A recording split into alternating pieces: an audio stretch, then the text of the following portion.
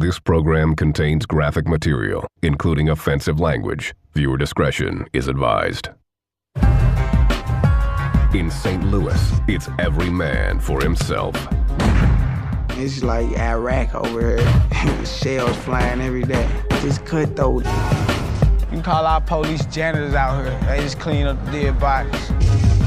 The prime offenders, the boys of destruction, or BOD. They'll kill just for fun. Fights, stabbings, guns. They don't want money, they don't want fame, they just want to hurt something. These cats now, they kill at the drop of a hat and jack you in a minute. BOD is on and poppin'. Anytime, anywhere. The person closest to you can kill you.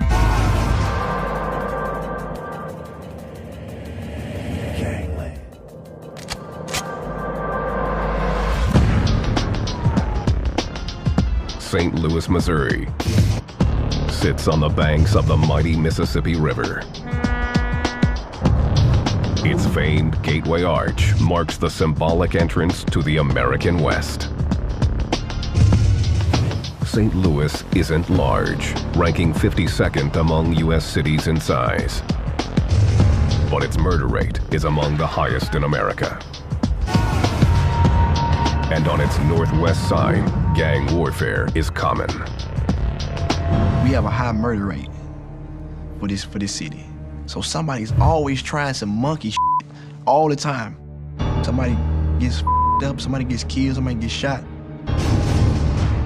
Anything can happen. This is the inner city of St. Louis. You get killed by your own friend down here. There ain't no such thing as a friend down here. You got a family and you got who you grew up with, that's about it. There are as many as 10,000 gangbangers in St. Louis, which is 1 in every 35 people. The bloodiest conflicts among gangs are those between rival factions, where red battles blue and the dividing lines are drawn. In the 314, that line is Martin Luther King Drive. It's like the line you don't cross. If you go into his backyard, then you in enemy territory, and he come across that into your backyard, they're in enemy territory. The southwest side belongs to the Boys of Destruction, or BOD. The Boys of Destruction were probably the most organized and deadliest group that was out there. We was the BOD, we was Boys of Destruction. We destructed everything we touched. Piper asked to have his identity concealed. A BOD since the early 1980s, he's one of the gang's founding members and a respected leader. He describes a childhood scarred by gang violence. I went through a lot of changes and things that I don't think I would have went through as a regular kid, then we get into a gang and change to fights, stabbings, guns. Piper knows firsthand how powerful the allure of gang life can be. You got guys that will shoot, rob, they'll do anything just to be down and try to seem like they cool. Or they'll do anything possible you imagine to be down with you. The BOD's fiercest rival, the Horseshoe Posse, runs the northeast side of MLK Drive. It's always been the Horseshoe. For years, this goes back over 30 years. So it's always been this, even before, you know what I mean? In bigger cities, there are places to hide from your enemies. That's not the case in the Lou. St. Louis, your enemy is right across the alley. They don't need no car. All they have to do is get the guns and bullets and walk around the corner. Our town is smaller. All the players know each other. It's like you can't over me and I not see you, was for sure. We'll see you again, we'll bump heads again. That's what makes it real dangerous. Sanchez Smotherman, known as Psych, is a leader in the Horseshoe Posse.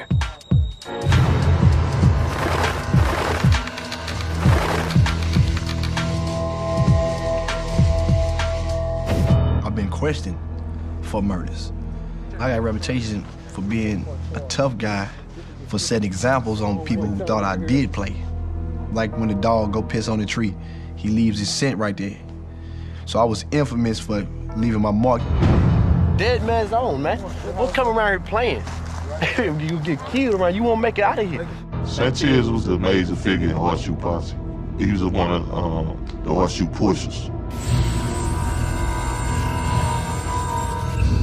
People that represent their block real tough, and they do whatever they have to do for their block. People know that he's from the Horseshoe. Them guys you shouldn't mess with. The Horseshoe is a loop formed by 3 one-way streets.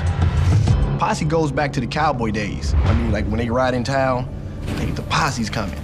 So for the simple fact that, you know, our street is shaped like a horseshoe, it's a group of dudes standing around this neighborhood. We just stick the two together. But to unwelcome visitors, it's a dead end, especially for the Boys of Destruction. In this ruthless environment, the top dogs are known to all. The most notorious member of BOD, Dorsey Brandon, known simply by his first name.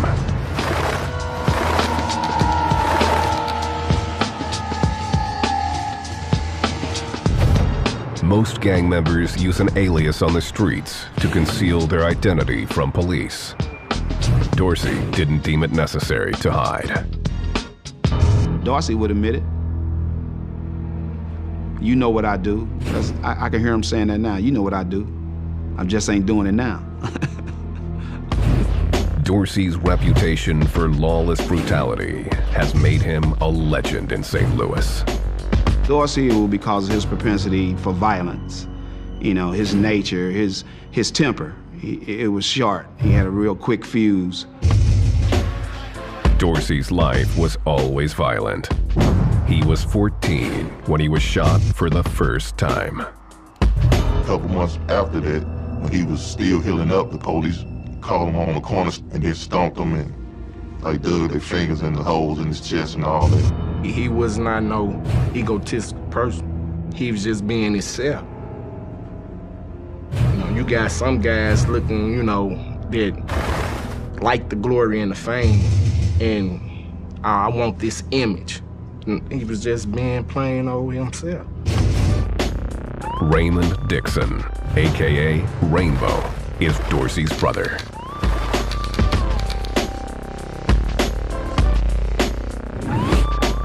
The nickname came from the colorful striped shirts he liked to wear. Now he wears prison gray, thanks to the BODs. You know, I couldn't be nothing but in the midst of things. You know, this is my family. At 6'3", Dorsey towered over everyone, not just because he was tall. He was pick you up and slam you like, you know, get on, it's over with. And, you know, not to glorify it, but that was him, you know. To me, he was the craziest dude alive. But he took care of everybody. Dorsey made us who we was. He was extreme, but to him, it probably, look, I'm protecting my loved ones. When Dorsey was hit, he would hit back. And it took one burst of gunfire for him to declare war on the Horseshoe Posse. October 1991. It was a warm night, and Dorsey was hanging out on a friend's front porch just a few blocks from the rival gang's turf. Suddenly, a car pulled up, and 2 men with 9mm opened fire. He was in the wrong place at the wrong time, in the wrong block. There's no telling what Dorsey gave them before that. Dorsey dove into his car as the shooters sprayed the vehicle with bullets. He was hit 7 times in the chest. Prayers went out, hoping he, you know, we don't lose him. Dorsey survived, barely. It could have been just another drive-by shooting on the streets of St. Louis. Except for one thing, the shooters picked the wrong target. He was well known for using his weapon. He was a pretty quick with his gun and anger. Yeah, he had a temper, I didn't seen him give many people passes when, you know, he had them down bad, like, don't let them go. Dorsey didn't know who had pulled the trigger, but he was ready to take out any Horseshoe Posse members he saw. The violence had escalated to an epidemic portion, and that's when everything exploded. Just the city was in chaos. It was crazy. People started going to jail, people started getting killed.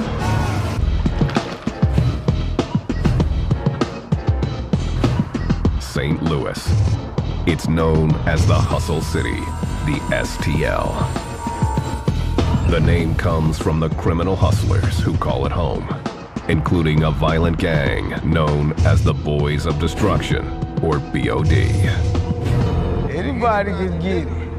Anybody in there, anybody, everybody. Ain't no exclusion. Ain't no kids excluded, women. If you get caught in the middle of that, that's just it. Man, we ain't got a high murder rate for nothing. Do not, I repeat, do not come down here with that monkey shit, man. Your ass don't leave out of here. St. Louis used to be one of the shining jewels in the United States and was host to the 1904 Olympic Games. In the early part of the 20th century, St. Louis was one of the busiest ports on the Mississippi and the fourth largest city in the U.S. So prominent that it also hosted the World's Fair. As the city boomed, so did violent gangs. We had the Roach Guards and the Pug Uglies. And those were German and Polish gangs. And kind of strange that they identify with the red and blue too. There were also the Pillow Gang and Egan's Rats.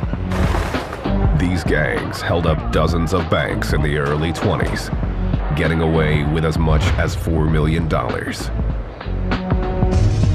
The proceeds paid for weapons that led to open gun battles in the streets of St. Louis.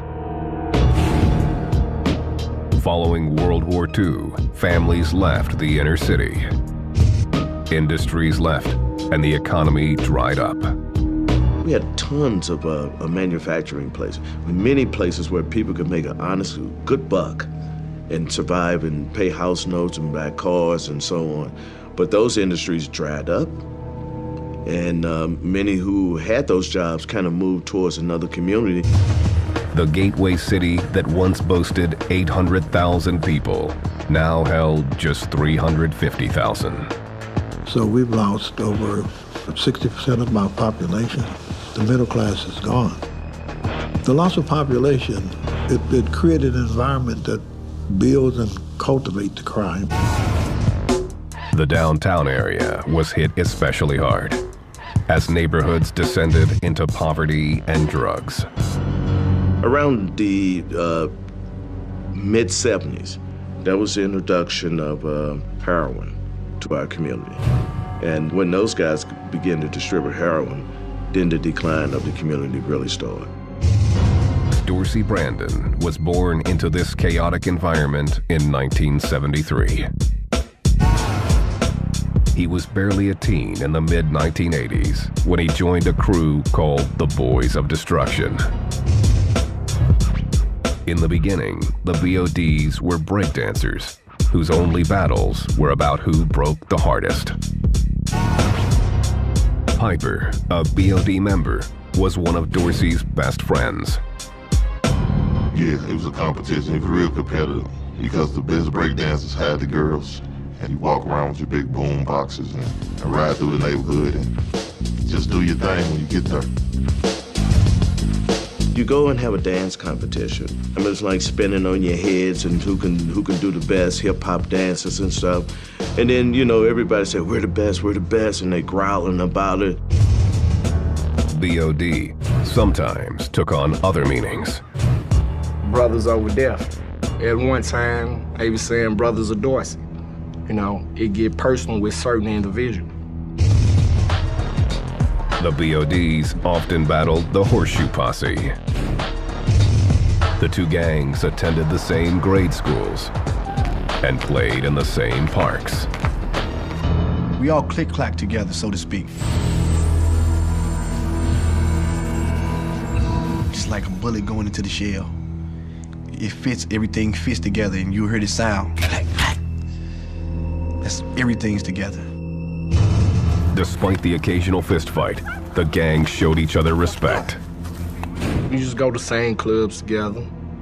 You know, everybody was a social. It was good, you know. We stood it out. We stuck together. The BOD's leader, Dorsey, wanted more. He wasn't satisfied with just running a break-in crew. He was always the neighborhood bad guy.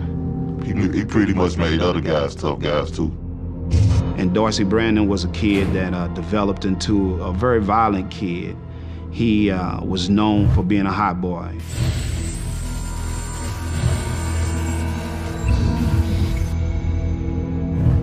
He was respectful to the police, but he would cause havoc on the street with the citizens and other rival gang members.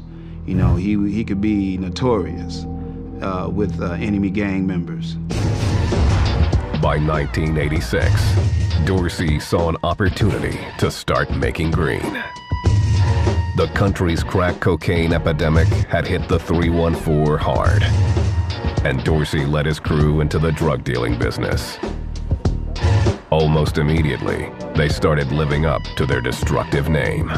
The Boys of the Destruction at that time were clearly very organized and very deadly, and they were very violent. You got people that usually didn't have nothing growing up, but when the crack came, they had something. So it kind of put an unbalance in everything, and everything just went chaos. Dorsey's younger brother, Rainbow, was happy to follow his brother's lead. There from day one, you know, I just wanted to follow in my brother's footsteps. BOD soon began to attract national attention. The super gangs in LA started keeping tabs on St. Louis as the drug business there became more profitable. Say, for instance, California, a kilo of cocaine was going for $12,000. By coming to St. Louis, you can automate that same kilo's worth $30,000. The LA gangs wanted a piece of the action. Then, street by street, they supplied drugs to the locals who ruled those corners, including the BOD. This new gang culture exploded in April 1988, when the gang-banging movie Colors hit theaters. Its depiction of LA's warring Crips and Bloods inspired local gangs to take up sides. It hit St. Louis like a windstorm, a snowstorm, a blizzard out of nowhere. Overnight, different neighborhood groups that already existed were adopting Crip and Blood identities. Everybody trying to claim and be the man. Everybody want to be the toughest gang member, Crip and Blood that it was. And stuff just got crazy. BOD and the Horseshoe Posse decided to be Bloods, until Dorsey discovered he didn't have enough enemies. With everybody being Bloods, that means everybody was cool with each other. With Dorsey, he didn't want to be cool with everybody. He wanted to be able to have some action. So Dorsey defected to the Crips and took the BODs with him. Case was like one of the first really Crip sets out around that time. And it's like the whole West Side is majority Bloods around there. So, of course, we're gonna be the main targets. The BODs began affiliating with a citywide network of gangs. They soon had allies all over St. Louis. Instead of just relying on the 30, 40 people or 10, 15 people that may be in your immediate gang, if your connections are right, you now have access to over 100 people. BOD ruled with an iron fist.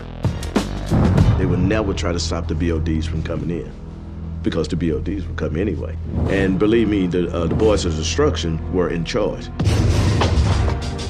Their rivals were right across King Drive, the Horseshoe Posse. With just 4 lanes of asphalt separating them, battle was inevitable. One side, the Horseshoe being Bloods and the BODs being Crips, naturally they had conflict. Then with the Crip and Bloods, you had family members and people that was really close at one time. Probably used to walk over their person's house as a kid and play with it. But with the color thing, it broke all that up. They were now sworn enemies.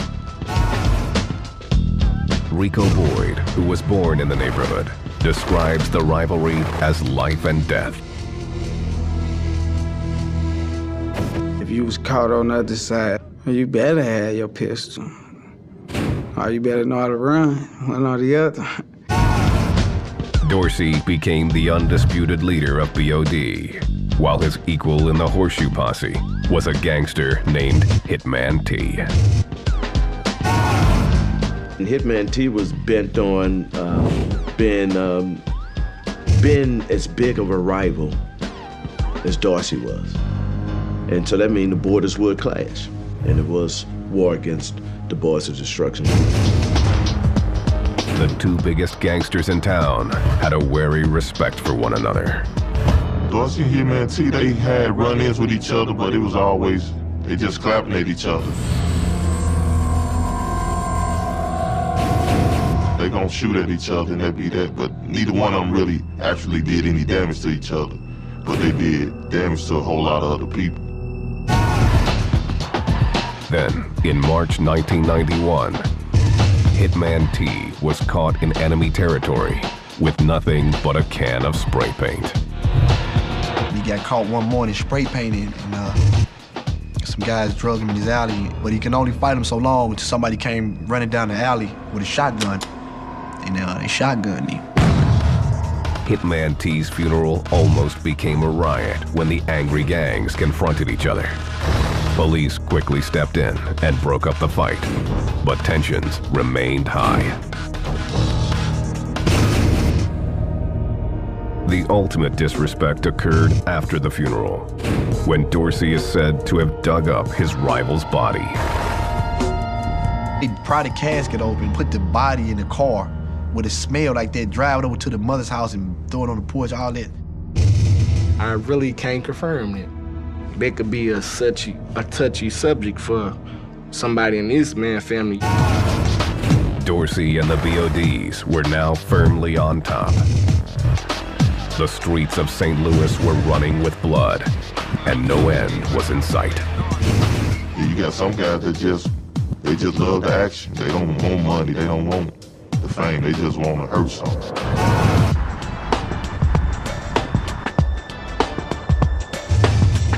St. Louis, gateway to the West, and home to thousands of gangbangers. Our area is more dangerous because the poverty level is so high. The shootings, the murders, the gang activity, I mean, that all goes with that. People get hurt. The city's most notorious gang is the Boys of Destruction. When members of the Boys of Destruction went places, people knew who they were, and they were afforded the fear. Because if you mess with them, you were messing with a violent entity. If you get caught in the middle of that, that's just it. BOD have a thriving drug trade, pushing everything from marijuana to crack. Dope, crack cocaine, heroin, teas and blues, stuff like that, you know, on the streets of the cities of St. Louis. And it was pretty rampant. The secret to their success is keeping the cash separate from the killing. The man who controls the money controls the BODs and stays clear of law enforcement. The shooters stay out of the money game as long as they get paid. Pretty much whoever controls the drug market controls everything. People up under him gonna protect him to make sure that they eat. The shooters often come in the form of young gang prospects who are trying to make a name for themselves. You got guys that will shoot, rob, they'll do anything just to be down and try to seem like they cool. You got your crash test dummies. You want him to go shoot a guy around the corner, he'll go do it. He pretty much a dummy because he's not getting nothing out of the situation, but getting used. The crash test dummies pretty much always just end up crashed. he stop a car, and the youngest individual, he's the one that's going to claim ownership to the gun. And he's willing to do and sacrifice his own life or his own freedom for the gang. The Boys of Destruction wear blue. Their arch rivals, the Horseshoe Posse, wear red. The tradition started in 1988 after the movie Colors brought the thug life into the mainstream. The writing on the walls marks each gang's territory. The graffiti is like the ghetto newspaper. It tells people what's going on, who's shooting who. If I put BOD on the wall and I put a K behind it, that means I'm a BOD killer. If I put Horseshoe Posse on the wall and I put a K behind it, that means I'm a Horseshoe Posse killer. Those same letters, nicknames, and symbols show up in the gang's ink. That's how we identify members. They don't know their name, and we identify them by their street name relative to their tattoos. One popular stamp incorporates the most famous symbol of St. Louis. They may have the arch tattooed on their arm and then have numbers on one side of the arch leg. I feel like this, man, either respect it or check it, dog. You hear me? Goddamn this man, the police. Rico's tattoos reflect a life filled with bloodshed. My cousin died in 05 in Baden on the north side of St. Louis. Got 2 shots to the head. This is his big brother. He got killed in 07. The gang also represents with hand signals. This is a B, O, and a D. Stacking. That's what they used to call it, stacking. They used to have little dances with it and stuff. In the 314, even the lid you wear means something. The BODs represent with the St. Louis Blues gear. The Horseshoe Posse wear the Indianapolis Colts gear. That's the old traditional way of doing things. Like our hats identify our neighborhood. All the players know what this hat means.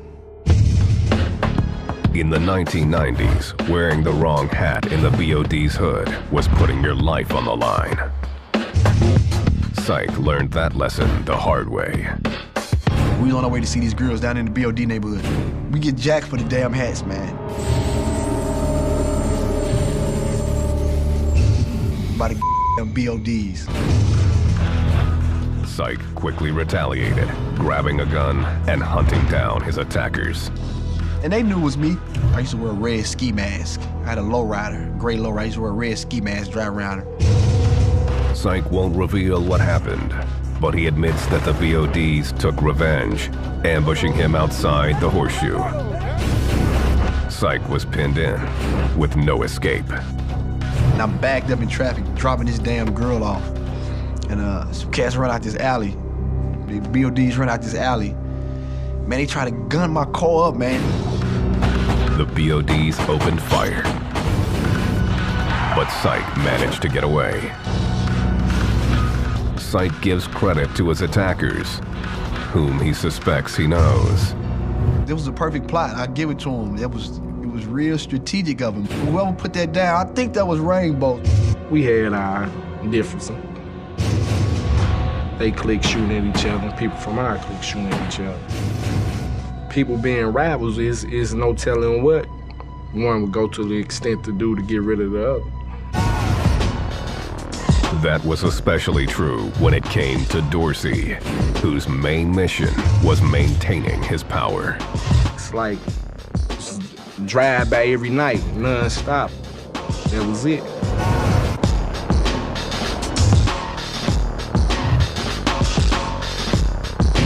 Fall 1991. The Boys of Destruction, the BODs, were the most feared gang in St. Louis, thanks to their charismatic leader, Dorsey Brandon. He was very smart. You know, he was a hustler and very manipulative. He would cause havoc on the street with other rival gang members. Dorsey had narrowly survived 7 bullets to the chest. He believed at the hands of his arch rival, the Horseshoe Posse. And he was supposed to be on what they considered the low-low.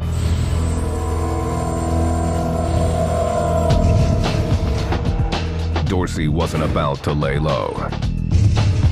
He needed to restore his reputation as the toughest gangster in Hustle City.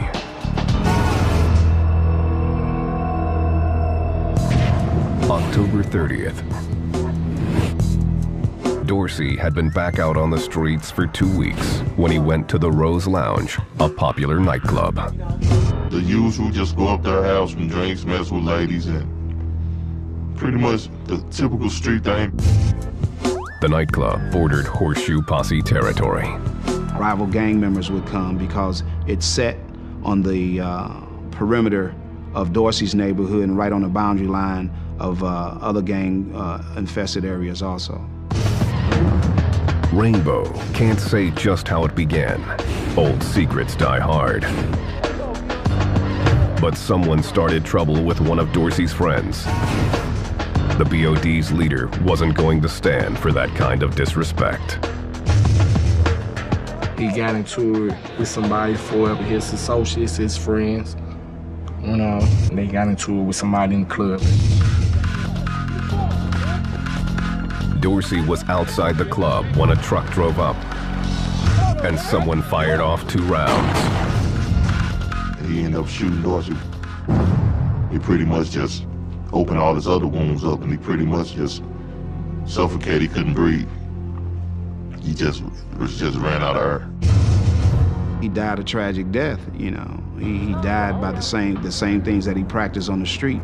I was able to respond to that shooting, that scene.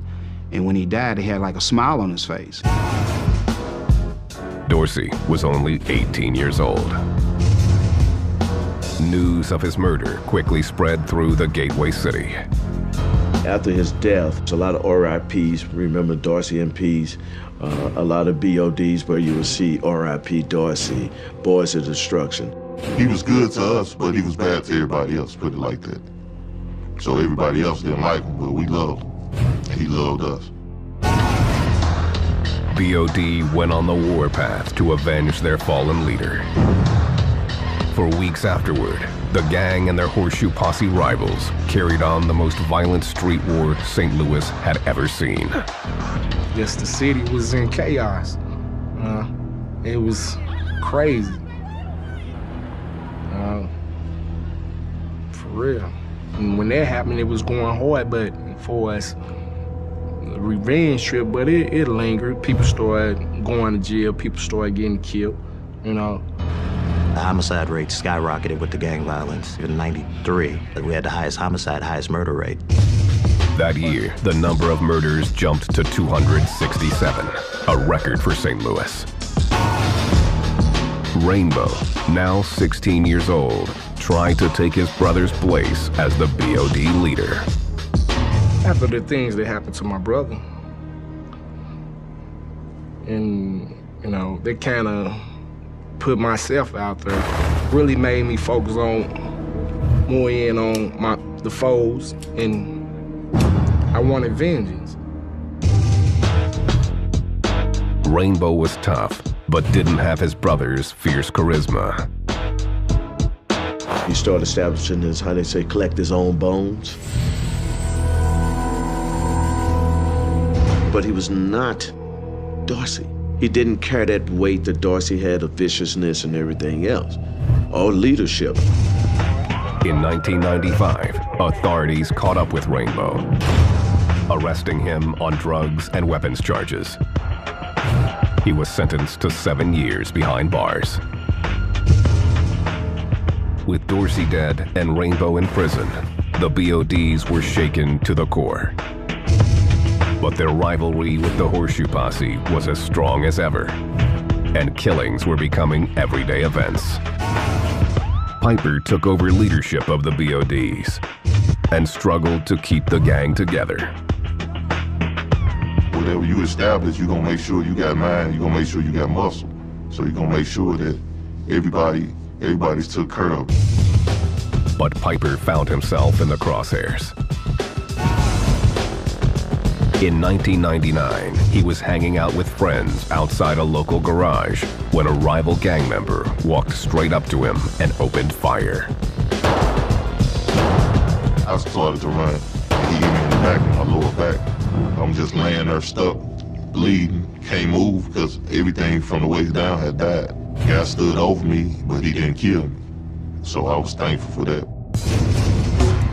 Piper was paralyzed from the waist down, but even today won't give up the shooter. Because in the streets you don't tell. Even though I heard about who did, I still never said nothing about it.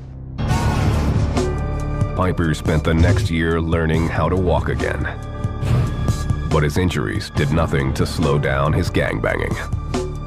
I was cooking up drugs in my wheelchair. I kind of got worse in the streets. I started selling more dope. I started doing more things. Everything that I did before, I did more because I felt like at any time I could lose it. Piper was hanging tough, but the gang was under assault from all sides. Several other members, elite guys, were killed. And then the police were very effective in getting rid of the rest through law enforcement matters, you know, getting cases, sending them to prison.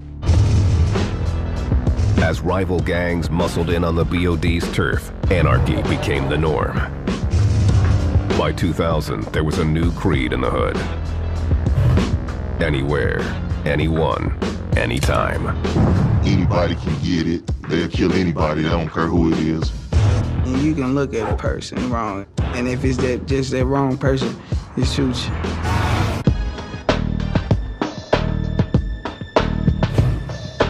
The Boys of Destruction were a headless snake with no real leader. And the St. Louis gang war was increasingly chaotic and violent. Back in our day, me and Dorsey in them days, you had respect. They on another level nowadays. These little guys, they don't care. By 2005, after serving 5 years in prison for weapons and drug violations, Rainbow was free and back on the street. He tried to go legit, but trouble seemed to find him. That November, Rainbow was pulled over by a cop on a routine traffic stop. My record's never been wiped clean. So when he ran my name, he came back. He was real jumpy. This man really was jittery and jumpy with me, and I felt I had to protect myself. Got to tussling fighting. And you know, he got to going for his gun. I wasn't finna let him get his gun. Rainbow severely beat the officer, stopping only when he was physically pulled off the cop. Rainbow fled and was on the lam for 2 days before turning himself in. He was sentenced to another 15 years in prison for assaulting a police officer.